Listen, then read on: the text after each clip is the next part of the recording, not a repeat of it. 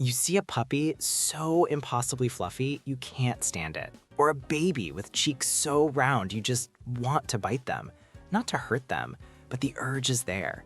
A strange impulse sparked by pure adoration. If you felt this, you're not alone. About half of all adults have. It has a name: cute aggression. It sounds like a contradiction, but it's your brain's peculiar form of emotional regulation. When you're flooded with so much positive emotion, you risk becoming functionally useless, so your brain hits the emergency brake. It throws in an opposing, aggressive feeling impulse to squeeze, pinch, or bite, not to cause harm, but to jolt you back to equilibrium. It's a dimorphous expression, like crying when you're incredibly happy. Some researchers even think it has an evolutionary purpose, ensuring that caregivers don't get so overwhelmed by a baby's cuteness that they forget to actually care for it. It keeps you engaged and attentive. But this urge has a darker twin.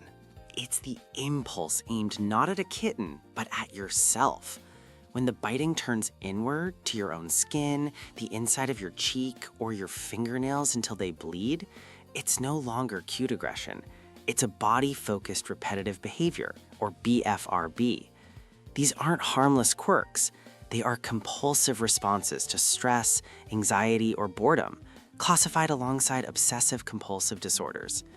For people with dermatophagia, the compulsion to bite their skin, it's a coping mechanism, but it's one that often leads to a cycle of physical damage and intense psychological distress. The shame and guilt can be so profound that people withdraw from social situations, creating a painful isolation that only worsens the underlying anxiety, a primal urge twisted into self-punishment. So what separates a harmless nibble from a harmful compulsion? It's largely brain chemistry and context.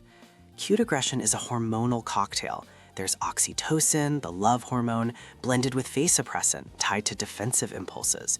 A mix of I love this and I must protect this. With BFRBs, the story points more towards an imbalance in neurotransmitters like serotonin and dopamine, the systems that regulate mood and impulse control. It's less about an external trigger and more about an internal struggle. And culture shapes how we see it. In Japan, kawaii culture is more accepting of these intense expressions. In the West, we might feel guilty.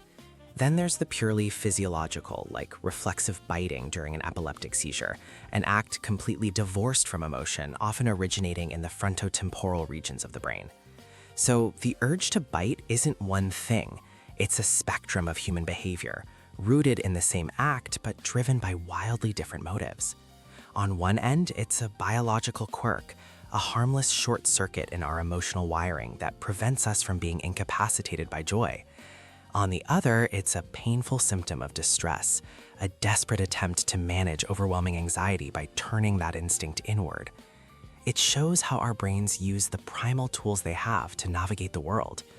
Whether it's an expression of overwhelming love for something tiny or a reflection of overwhelming stress we can't control, the act of biting reveals the complex and contradictory ways we are wired.